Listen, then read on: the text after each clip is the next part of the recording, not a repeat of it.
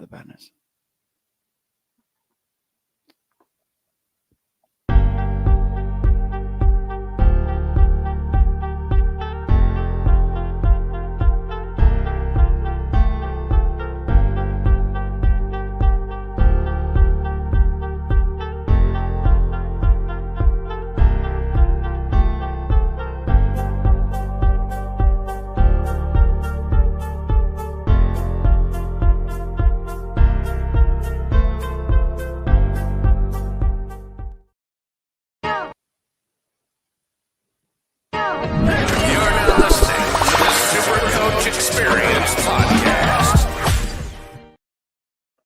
And welcome back to the Sunday wrap-up with the SuperCoach Experience. Back after I was ready to go 5 minutes before the last show, and my internet just shut itself. So Savs had to step up as 18th man last week. Back this week.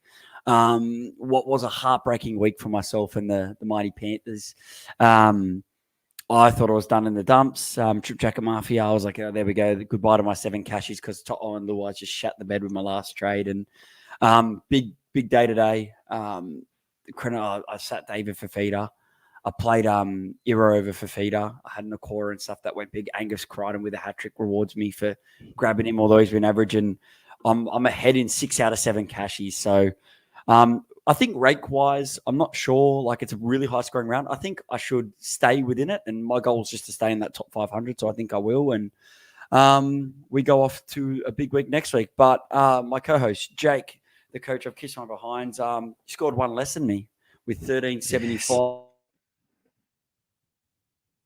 Oh, Mikey, I think you might have knocked out your sound. But I will continue. Yes, one less than Mikey this week. I thought I was going to absolutely flog Mikey in score-wise before this, and somehow he's flown home with one of the stinkiest Angus Crichton hat-tricks I've ever seen. He was just kind of just standing in front of the play 3 times, and just got the ball and put it down for a hat-trick. And I mean, I got done by like nearly a 15-50 in one game. But I think kind of our score is maybe a little bit over par, Mikey. I think a lot of people have probably maybe given up or, throwing Hail Marys at potential scores this week. So I think it's going to be an up and down week, but a high scoring around altogether. There was a lot of tons for a lot of high-owned players. I think you wanted 1,300 for sure this round. I know there's some big 1,500s and stuff out there. And just going back to Angus Crichton, the reason I brought him in this back end was because I always get burnt by him, and I haven't had him the whole year. And to finally have him when he scores a hat trick, like, mind you, the score could have been way bigger if there was some more line breaks in there. I think I don't know if all 3 didn't have a line break, but definitely I think the first one and then the second 2 was just standing there and got the ball. No, the first one wasn't a line break either, so that would make all 3 no without a line break. So, but nonetheless, it's still a massive score, and I think I was up against one other person that had Angus Crichton, so it worked well. But anyways, let's dissect the round. I guess before we do, important thing to note is ladders jumbled up a little bit. There's a lot of teams with Dragons losing. It opens up for those bottom those sides trying to push that last 8 spot. And the big thing for next week is going to be resting. Storm have locked up that minor premiership. There's going to be mass restings for them. Bellamy already alluded to say that anybody with a niggle will get rested. You've got the Tigers on the bye. It's going to be a huge week for the grand final week. I don't think anyone 2, 3, and 4 will rest. And 5 and 8 the same.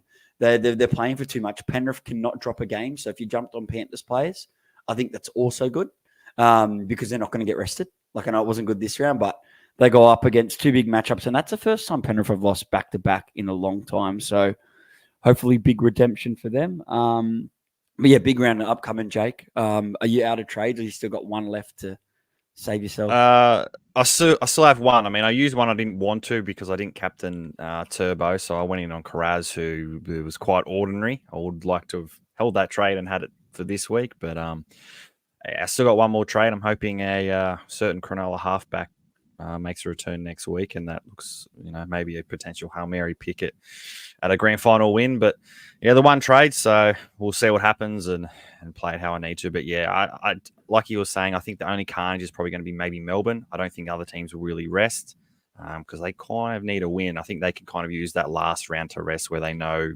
for sure where they kind of going to finish regardless.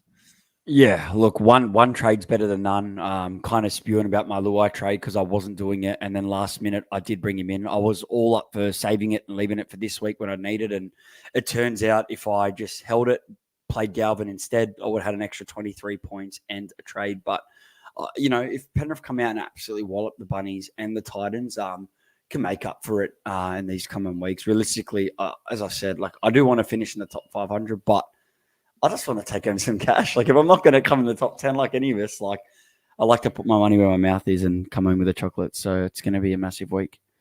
But let's get cranking with it. Game number one was a big game, bit of a crazy game. What an upset. You love to see it because it means Eels are a chance of the spoon. Sorry for your Eels supporters, but as a Panther supporter, you know where I lay, and it would be hilarious. So, and also it's great for the game because instead of restings in that last round for them, you're going to see a spoon off. We could see a genuine spoon bowl for which is it's the best when it's like that. That might be better. How was than any other NRL game playing that? How it's playing that? It happens every now and then. It's kind of like a blood moon. It happens every now and then, and when it is, it's a very good occasion. So I'm looking forward to that. Eels realistically they can shut that down with a win next week. But anyways, the Tigers. No, they can't shut it down because the Tigers have the bye, so it does come down to round 27 regardless. Oh yeah, you're right. There you go. Yeah, perfect. And I guess the Tigers have a worse for and against. So it regardless of kind of how it is, unless Paragon get flogged by like 150, which I think is going to happen. Then it definitely comes down. Yeah, there you go. So it's a spoon off. How good. 3 big sin bins in this one. Manly were playing against 12 men. Sorry, against 13 while they had 12 for 50 minutes. Tom scored 158 and it was 25 to go and he was on 60 and I was like, yes, I said, this is best case scenario. Is like, it's obviously not a Tom owner. But then went absolute ballistic and you'd like to think that he could have probably 200, maybe gone close to the record if they had the full advantage. At one point, it could have been that starting back. Yeah, it could have been a lot more just in general because he went through once and knocked it on. He had one past the sub and he just dropped it cold. So that could have been a try and another line break try assist. So could have easily been 200.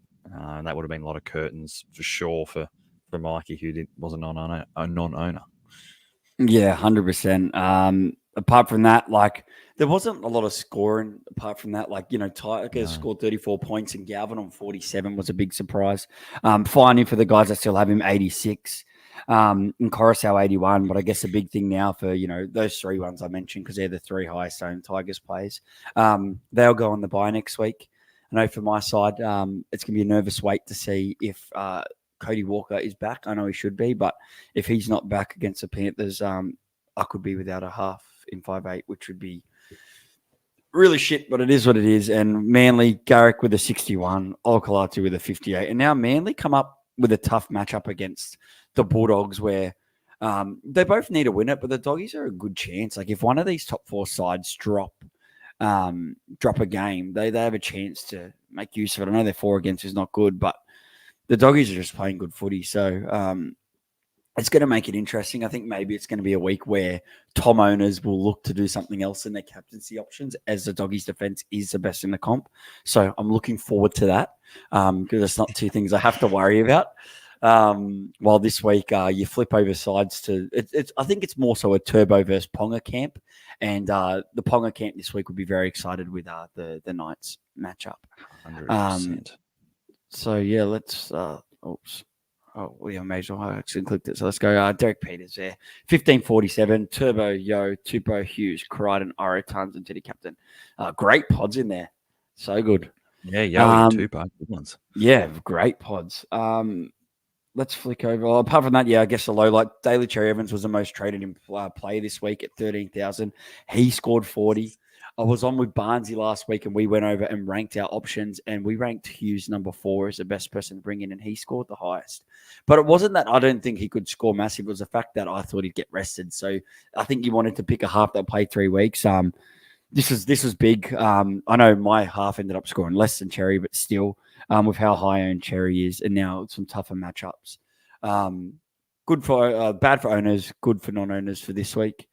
And Olkalatu could have been on a massive score. He was on 58. That's with 10 in the bin. So That could have been, yeah. Yeah, you're probably looking like an 80 in there if he doesn't get binned. Yeah, 100%, and the potential to score more tries as well because he was looking sharp. But maybe just before Lakwatu, apart from that, like he was on a pretty sub-low score. Do you reckon next week, if you were absolutely stacked, is he someone like I did for Feeder this week? Is he someone that you could sit out of your 17? I know it'd be scary because you're going to come up. I guess it'd be a head-to-head kind of decision, but what do you reckon? Like it's getting to the point where you have to sit a good player. Yeah, yeah, it makes sense. I mean, the Bulldogs aren't leaking tries, so it makes sense not to play a try scoring back rower. Without a try, he's getting about 40 to 50, but you know that if Manly are on, a try's all it takes for a big score for Big Ola. Again, like next week, it's going to come down to kind of your matchups, how you're traveling, then who you throw into, either match or don't play. It's kind of a bit of mind games in final series for SuperCoach. So it's a whole different game, I think, to who you're going to play, especially if you're out of the running for say overall and stuff. It's more mind games and getting whatever edge you can to kind of get the win. Yeah, 100%. A flick over to the Dogs and the Warriors. Over the Dogs and Wars. Matty Burton top scored this one with 101. Other than that, I guess Karaz with a low game coming off his 130 or something he got last week. Got a late try, which kind of saved his score a bit. Sam Hughes with 48. Josh Curran was a late out for this one, so I think that might have caught a few people out who have him as their second front rower. So hopefully that didn't hurt too many people. And I mean, if you had to play Sam Hughes, he ended up getting 48, which I guess is not the worst. Not really anyone else, I guess, relevant from the Dogs. Everyone kind of has a Karaz.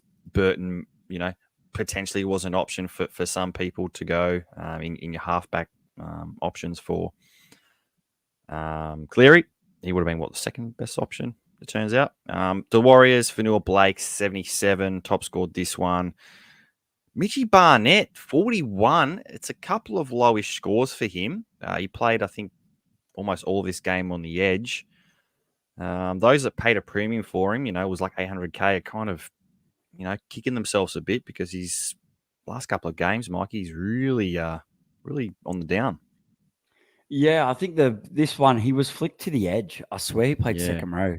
So that, second row. Without the attacking, you want him in the middle of the field. Without those attacking stats, it really hurt him. And I guess it shows that come to that point where people were deciding to jump on Barnett a bit late and choose between him and AFB. And I get the ownerships are like this, but it just shows since I've jumped on AFB, like he's just gone massively.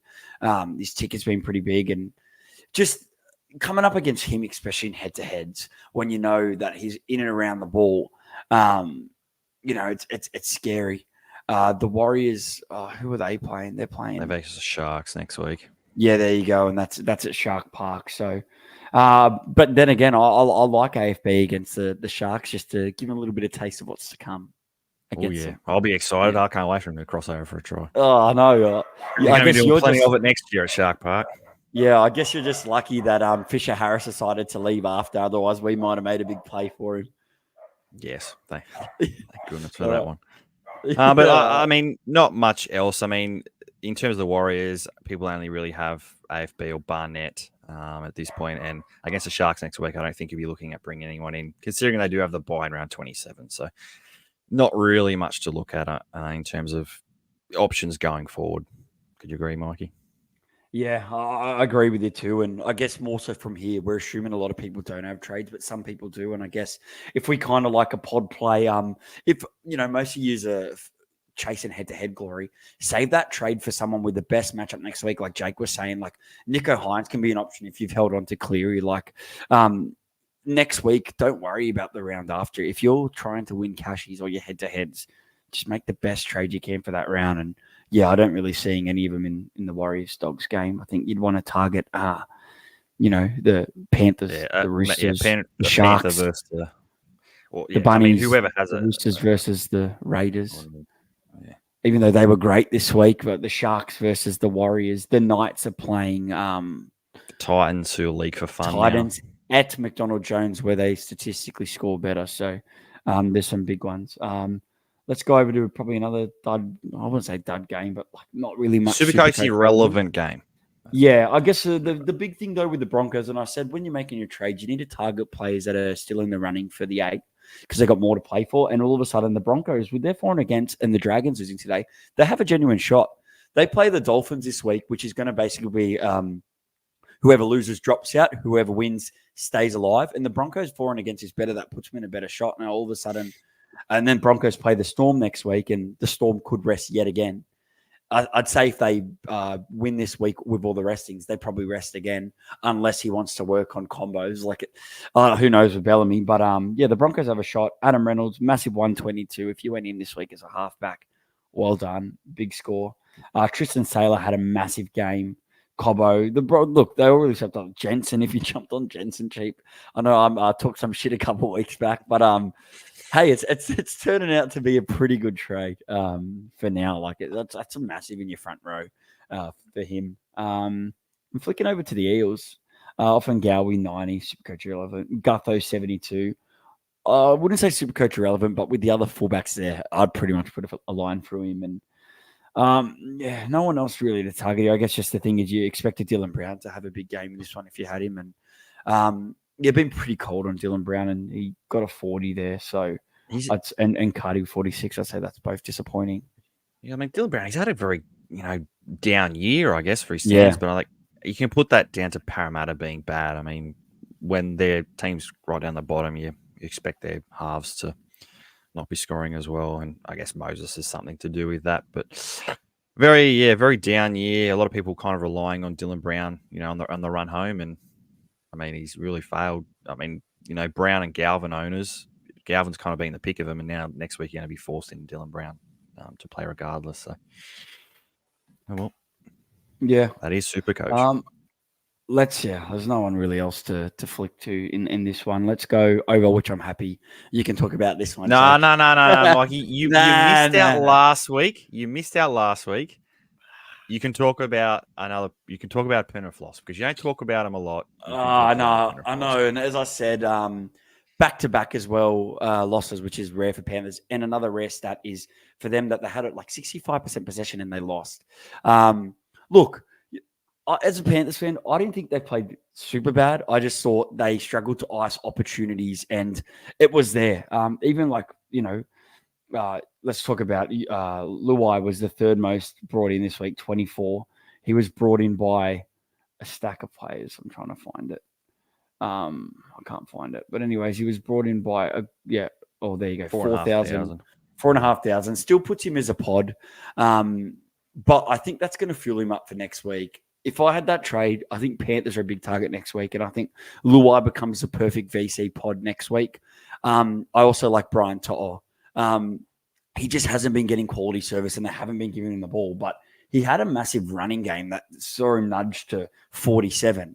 Once this guy, if he scores a double or a hat trick this weekend, which I think is on the cards, that's a ton for To'o, which would. Yeah, look, they were in the start of it, but then they kind of fizzled out. And look, Penrith's defense hasn't been great, and they have been leaking tries. But yeah, it's an important one to note. And I know I've been hearing some whispers. I know Sabs had a bit of info too that Cleary might be back sooner than we think. What do you think about that?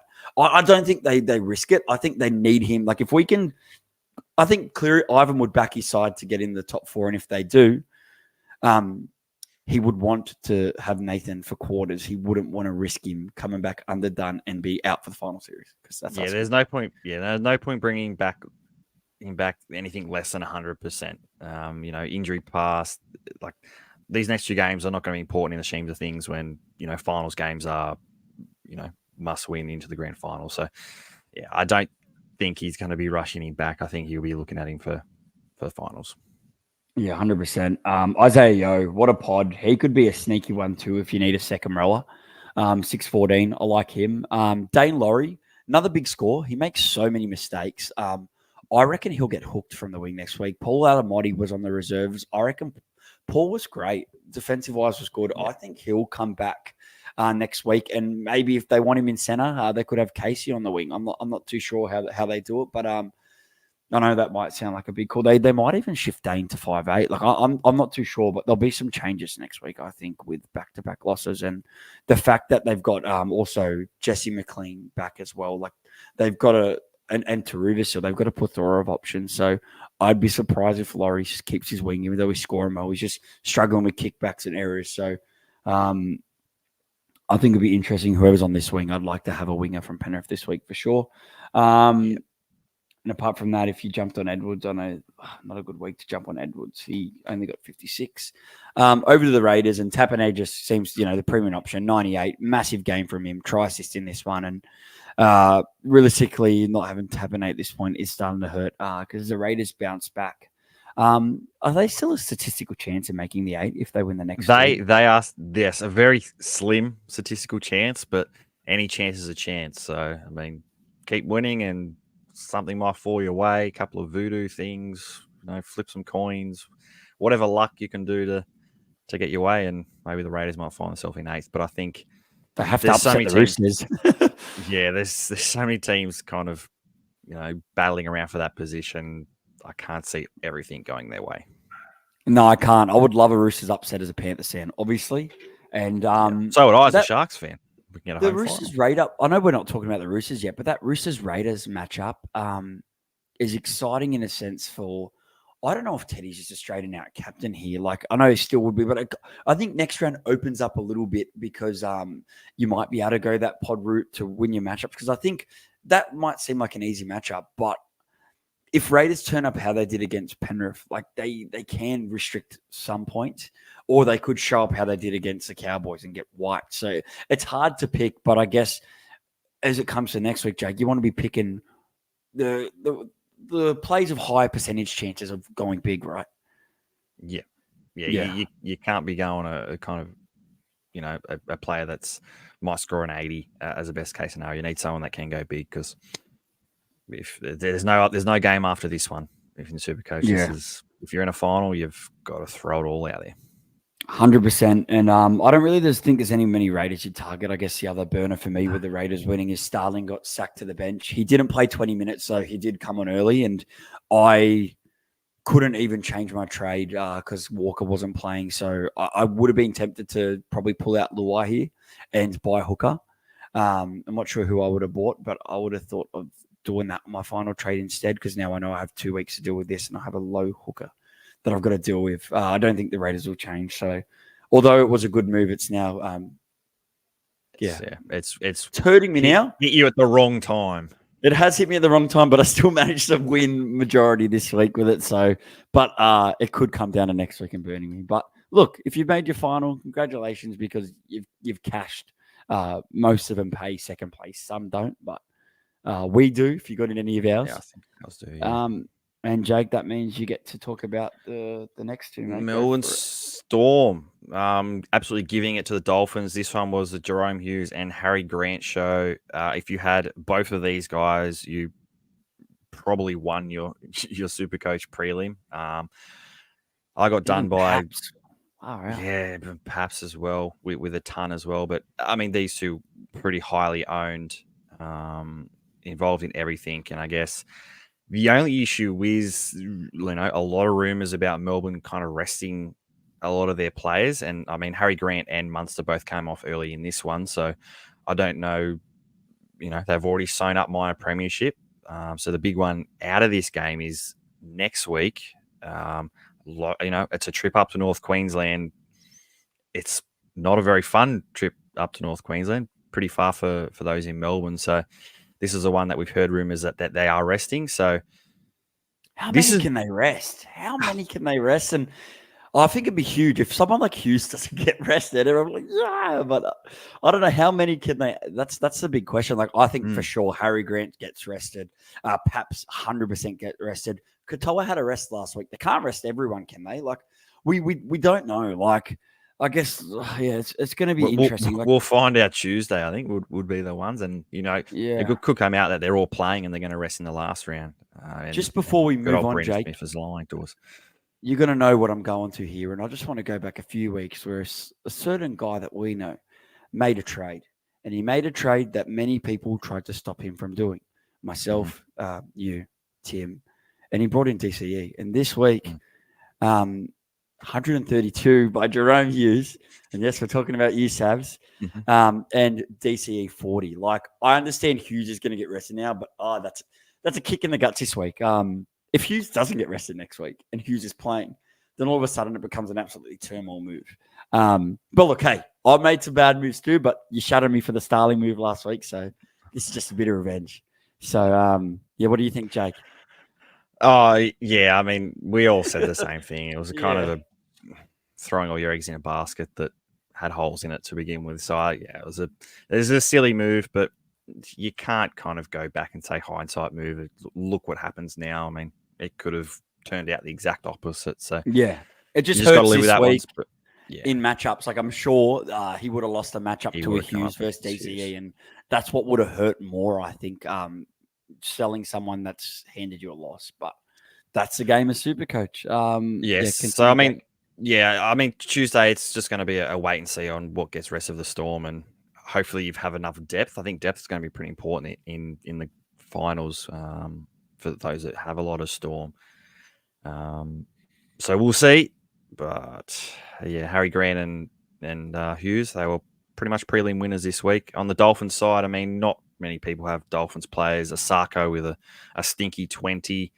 I doubt a lot of people would have played him or, would have sold him to, Lomax or someone else, Dom Young. I doubt Asako was, relied on this week.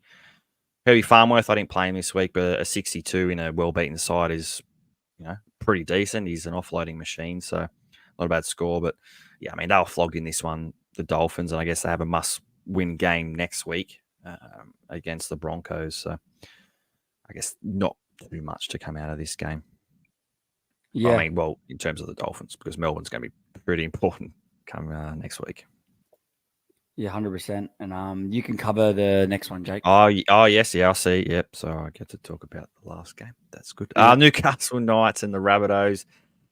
The Knights 36-16. Dane Gagai with a massive 137.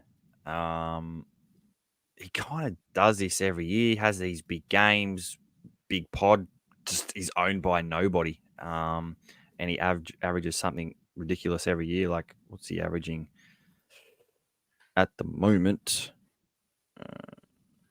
Average. Who are you talking about, Jake? 68, Dane Gagai. 68. Yeah. So they'll go over 70. And, kind of does it every year. Just flies under the radar. Jack Cogger with a 120. No one's banking him on scoring a double. Kalen Ponga, 97, Mikey. Of the three gun fullbacks, he was, I guess, the lowest scoring one. You chucked the C on him as a bit of a Hail Mary play. Didn't pan out. I mean, it could have been a lot better if you win a teddy, but it hurts it's now not because terrible. Looking at but the one Kashi I haven't won and I'm waiting 20 points on updates. If I stuck with Tedesco, I would have I'd be ahead in that one too. But the reason I did it is I was a little bit down in the dumps and I thought, let's go the risky move because it was only the 3% captain in the top 5%. So I was like, let's try and claw back here for overall. And I had a look at my matchups and Ponga was the pod C out of most of my cashies. So I decided, I saw the $100 one that they didn't have Tedesco and I saw that, but I was like, I've got to try and get into majority here because if I get into majority, I'm I've got more chances. Yeah. So, and I guess with Ponga, like the next two games is pretty good for him. So the fact you're in finals now, Ponga is, I would prefer Ponga over Turbo for the next two games. He's a huge captaincy option this week against the Titans. The main thing is at home. They're at home for the next two games, and then they play the Titans at home. So it's going to be absolutely huge for Ponga. Obviously, the Teddy has great matchups as well. But the Knights aren't going to be able to rest. And the Knights won big like they had to, or 20 points. That'll help. They've got to keep doing it. So that's kind of why I trusted in Ponga.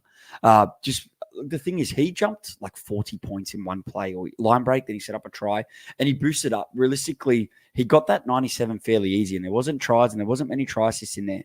So it scares you when he does start to go over the line. And when he gets more try assists, he's got that 150 to 200 score in him in this next two ones. And I really believe it. Like, I could see myself maybe having like the captain on the next two, but obviously, if you are playing me this week, I'm not 100% doing that. So you'll have to wait and see and see some of the mind games that I'll play. But just on Ponga and the fact that he's probably due a try. He hasn't scored a try since round 5.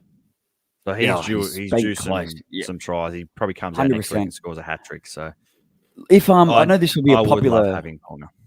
If you had the trade, is this like? Do you go crazy like for head-to-head purposes? If you really don't believe in Turbo this week against the Dogs, could you do a Turbo to Ponga?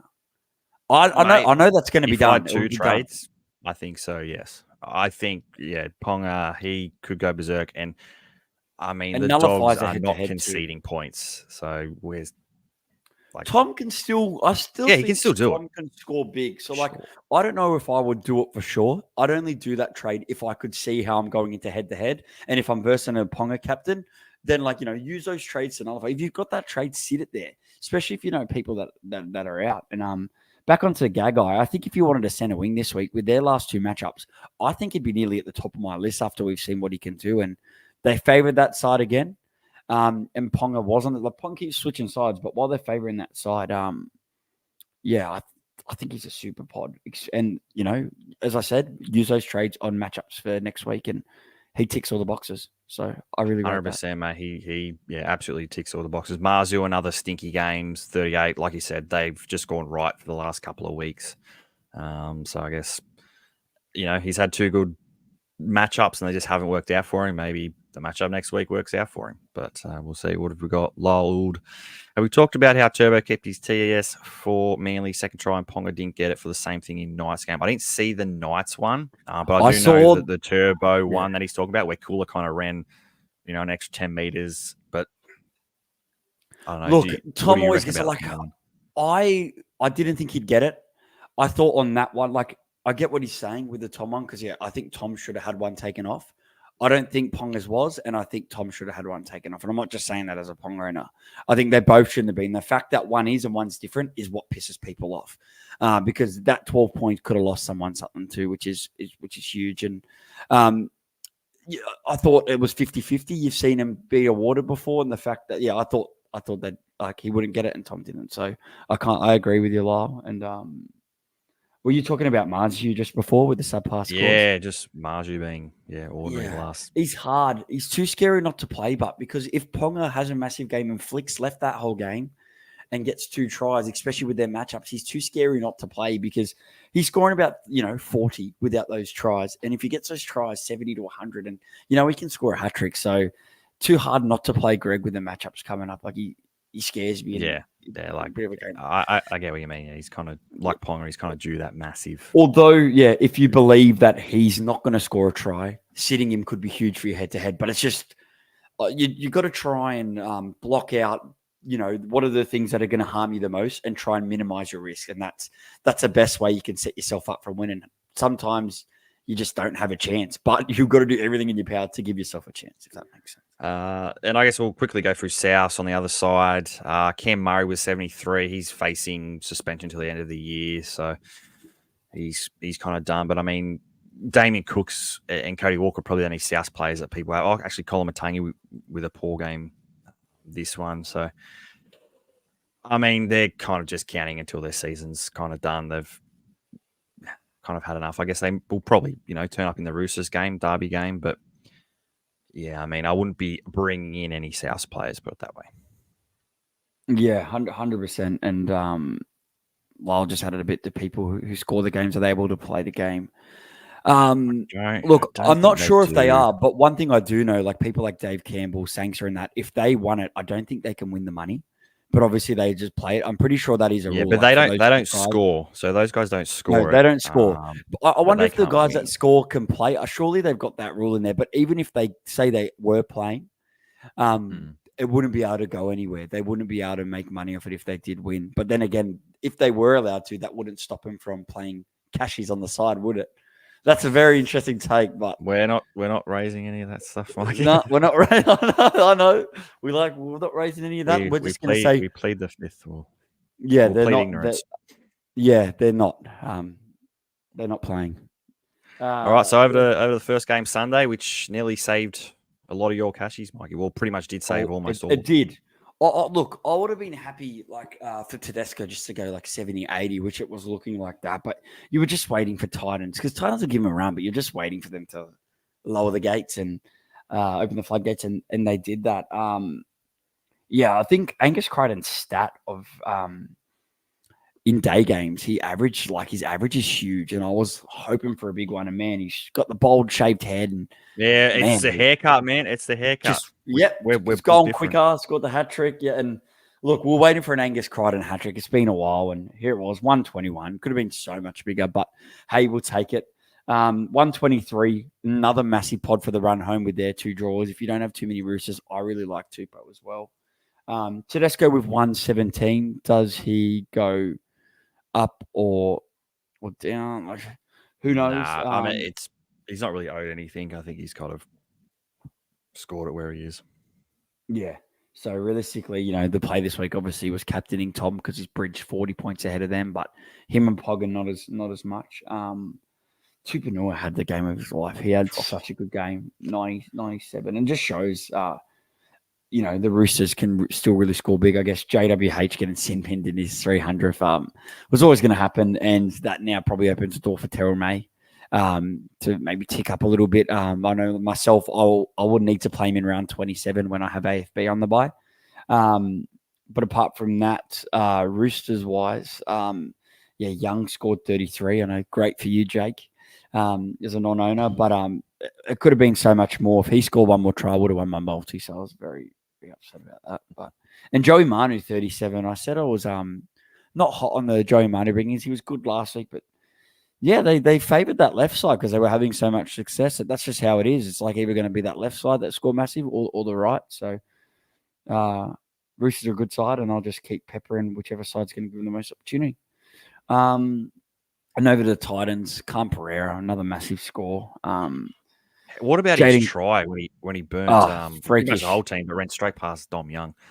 I mean, they keep mentioning about match race at the end of the year. Like Cam Pereira, he's going to be one of the top favourites to take. I don't normally bought the paper, but because I'm like packing up stuff in this room, I was wrapping some stuff up in paper, all the statues I normally have behind me, and I was like, they had in the paper today about the top 10 fastest players at the moment that they've tracked on the speed thing, and Paul Adamotti was number 3 with a high trick, number 3, Saab number 2, Young was back at number 5, and Cam Pereira was like number 6. Like some of these speed things, I was like, Paul Adamotti number 3. I was like, like, was it broken when they recorded it? Bro, I do not know, but they had 10, and he's no slouch by Adamotti, but he's a pretty solid dude. I think Cam Pereira is a smoky for it, but on the speed tracker, Saab was a fair well ahead. So, look, I'm excited for that, the grand final. I hope Penrith are there so I can watch it. And I hope it happens. Like, I don't know. They haven't agreed that it's going to happen. They haven't, but Roger Fabry keeps coming out and saying that he's not going to put his people in it because he doesn't want to be embarrassed if his people don't win. Something like that. Look, I hope it happens because I'm going to be there to see. I hope I'm there to see it if Penrith are there. But I've already bought my tickets for the grand final. I know. I've done it. Look, and this goes to anyone else out there. My number one advice, if you're a Doggies fan or even you, Jake, that believe your side's going to get there, think about it. If Dogs creep into the top 4, Sharks creep into the top 4, all their fans are going to buy out the tickets in quarterfinals, and you're going to struggle to get tickets. That's why I bought them last week because I managed to get tickets to the last 2, but I've really struggled. So my number one advice, if you believe your team's going to go there, just buy them. You'll sell them easy. So that's my number one advice because hunting for tickets is horrible. I got scammed the year Paramount. It's horrible. So I'm telling you, that's my Mikey's non-SuperCoach advice for the week. My grand final tickets. Yeah. Apart from that, David Fafita, 45, went off. He came off. Yeah. He come off. He got to him. Yeah, he got to him, and thank you, David Fafita, because I didn't play him. I was scared shitless not playing him because I thought it was a big play. Played Hero instead, and it was massive. It was an extra 70 points. So I'm putting that move down to winning my head-to-heads this week. But let's flick over to the final game of the round. We are doing really well for time. We won't do a long one today. If you have some questions, plug them in after this game. We were happy to answer them, even if they're for next week. Go to this game, Jake. Dragons. Well, before we move on, I just want to throw up Tim Moody's comment. I reckon this should be a thing. Tim Moody's Got a good one here, Mikey's non-super coach advice should be a weekly segment. I agree, Timmy. Thanks, Timmy. And I know Just that no one hears you me.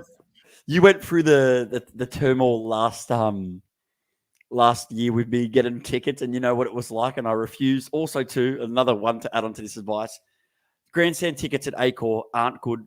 I'm telling you, sit on that bottom floor, because if you're not sitting on that bottom floor, you can't actually bridge from the top down to the bottom. So if your team wins and you want to get there, you actually can't get down there because it's too. So like that is another big advice to you if you're going to do it. Last year I sat in the grandstands. I was just happy the year before when we beat Para. I got to experience it, but I guess just be prepared. That's my second non-Supercoach advice of the week. Thanks, Tim. I might have that as a weekly segment if I can keep coming up with. Yeah, I want to keep it NRL related advice. Unless, look, if someone needs a bit of advice on some personal issues, shoot it in the comments. I'm willing to help. Yeah, now it's Mikey's psychology. Yeah.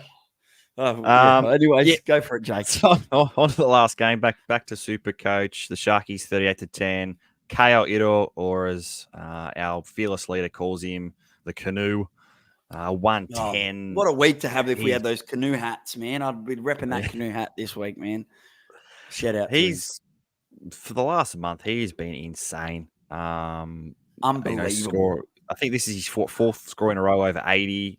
He might be his second ton, or he's going to go above 700,000, Jake. And the huge thing is, we say this is there's a year where if you sell a player that's on their level break even, each year one player will burn you when you jump off. And this year it was Iro, but the difference of Iro, it was so late. But I guess he always had the floor to begin with. So I just think, like, if you didn't play him this week, you've learned your lesson. You have to play this guy. This guy's too good. And especially shout out to Stone Street, Jake. He's so good, man. And I feel like, I don't know what his contract's like at the Sharks, but with Katoa and Mulatalo on the edges, I wouldn't be surprised if someone snatches him up. He was great today. And Stone Street bombed a try in that final 5 minutes. That should have been a try with Iro. That would have been 130 to Iro and 100 to Stone Street. To be fair, Iro also threw a gridiron pass to Stone Street that wasn't picked up. So it wasn't his fault, but I'm saying it could have been a lot bigger scores for both those guys. But yeah, continue. Sorry, Jake. Yeah, and Nikora, another great score for him, 96. I'm pretty sure he scores in the 90s every time he plays the Dragons. It seems he gets a try or score as well. Ramian was fantastic with the Simbin. Take out the Simbin, he's scoring a ton. As much as I hate to say, Tricky Trindle was pretty good in this one. But I guess one going forward, maybe not for Supercoach because it might not be kind of relevant, is if Hines, it could be relevant next week, Hines coming back. Atkinson and Trindle, they're playing well. It's going to be hard to Hines obviously comes in, but I'm glad I'm not the coach because to me, I've hated Trindle for so long and I think he's shit, but he played pretty good today. I don't think they can drop him in, but the thing is, Atkinson is so good, man. He's so good, and he needs to be there. Yeah, it's rough because Hines is going to be back in there. But how do you do it? And even Stone Street, I'd keep Stone Street in there as long as I know you can't either. Unfortunately with the Sharks, and with Fitzy, they don't drop guys that they should. And the only reason that Ronnie and Qatar are out is because of injury. And Stone Street, he's a big body, and I think Qatar is very short. So if you're coming up against a tall winger, say a Daniel Tupou in the Roosters, Stone Street's a much better kind of opposition to him than a Katoa. So it's something to think about. But back to Supercoach, not really much else from the Sharks. I don't think Savs will be very happy with Blake Brayley's 39, even though in terms of NRL, he was fantastic in it. But again, the points, he doesn't really get much go his way. The Dragons, like Lyle has said, they look tight in this one. The Sharks kind of just kept rolling through them. And with 10 points, you kind of don't really get a lot of Supercoach. I guess the only Supercoach player out of this is Lomax. He got a line break at the end, got a 59, kicked one goal. You kind of take it. They have some, better matchups in the next two in Parramatta and the Raiders. So it's two very good matchups where I guess Lomax, you'd be pretty happy owning him next week. Would you agree with that, Mikey? as you Yeah. don't own a Lomax. Would you be quite scared of him coming up against him? I would. And for last week's matchup, if I did have trades left like last week and I knew I didn't have to make one and a halves, I would have been very tempted on getting him last week where he scored good. Obviously not good on this one, but yeah, they got a big, like the same thing that I believed in Ponga this week. The Dragons need a big win next week. And could you target him? I don't know. Like, I think if I needed a center wing this week, if you like your chances against head-to-head matchups, you could nullify by getting Lomax. But I kind of prefer this week. I would rate Dane Gagai a touch above. I know Lomax has the goals, and I know it's a big call, but then again, the Dragons go win, loss, win, loss. So they're probably due something. So win next week. Yeah, that's what I mean. So, but I agree with you there. Apart from that, you wouldn't really be purchasing any other Dragon, but... Oh, absolutely not. Nope. Yeah, 100%. Wrapped it up, 45 minutes. That's pretty good speed for us. Right? I guess at this point of the season, we're not really talking about many options because there's very few options. Few trades, and it's... Yeah, 100%. Like, if you've got, head-to-head queries and that, shoot them up. But, my best, hit us up. But the best advice is trust your gut, pre-plan ahead, look at ahead, play smokes and mirrors in a sense. Make sure you set your alarm and your timers. And if you don't care about your rank, do what you can. Like, if you're pushing for a top 1,000, go for it. But if you're playing for cash this week, just prioritize that. I want to finish top 500, but I'll risk it dropping 700 spots if I'm going to take home some cash. You know what I mean? He loves the cash. Well, it's not just that. Now I've been playing SuperCoach for so long that you play these cashes because you've become good at the sport as such. So you want to, it's like us just playing a regular season. This is my season. I'm trying to make my salary for next. But we don't really have many questions, but we've got a few plugs here. We'll plug some of the listeners and the fans out here. Paycheck with a 1381. Trinidad and I won my head-to-head semi-final. Massive pods. Well done. Nice. I love that because up the Sharkies. Macca Packer with a 1591. Huge. Big. Captain Teddy, but I had turbo. Yeah, that's good. I know you might be kicking yourself for not going straight there, but you played safety and security, and I'd back that call before that. So I rate that as well. Lyle always comments every week. 1382, ranked 81st. We'll see red. I didn't realize you were ranked so high, Lyle. I don't know if you'll see red. Nah. If anything, you might go down to the bottom of the 100. But if you look at from the 100 onwards, there's a bit of a gap to get to that point. So I don't think it's too bad. So I wouldn't be too stressed. Another one that comments all the time, Sarge Beer, 365, incoming score, Turbo Reynolds, Carrigan, Yo, Grant, Gago, and Ponner. But I had the VC on DCE, the C on Munster, and the rest didn't go off. Ouch. Don't know how you don't captain one of the fullbacks this week, but it was a week where you had to be on one. But, man, that could have been huge for you. I rate some of the pods in there, especially the Adam Reynolds. And do I have any more plugs? We've got Guffer number 1 here with a 15-17 left Burden and Ira on the bench. Oh, ouch. That's 2 tons he's benched. Oh, well, that sucks. Apart from that, happy to wrap it up. You've got 2 more podcasts left with Jake and I. I guess after the 27 is going to be a bit of but I'm not sure with the wrap up of the last games. I know Sabs will be doing awards in that. I don't know. We might do our own Sunday wrap up awards for ourselves. If we can't get into maybe appear studio, on whatever. Yeah, it'd be nice. But we definitely try to for the last one. But yeah, you've definitely got at least one more wrap up with us to obviously, this is our first full season to doing the Sunday wrap, which has been pretty good. Thanks to the guys supporting onto us. If you think there are things we can improve on that, let us know. But look, man, we're just trying to give a different spin than Savs and Tim, and also just giving you more content from the SC experience. Don't forget to tune in with Tim and Savs on Tuesday for TLT, which is going to be huge, seeing the outcome of the Storm and if there's any other restings. And it's head-to-head grand final week, so good luck. And apart from that, you can catch on to the On the Burst on Wednesday. I'm pretty sure in one of them. I'm not sure if I'm allowed to reveal the guest, but there is a. You won't say anything, but there's a special guest. I nearly ruined it, but there is a special guest on one of those. I'm not sure if Saz even announced it, but I've just announced it. There's a special guest. I'm pretty sure, unless it's put out, but tune in for that. Another thing to get excited to tune in for. So thanks, guys. Thanks, Jake, as always, mate. And good luck for next week, mate. Good luck.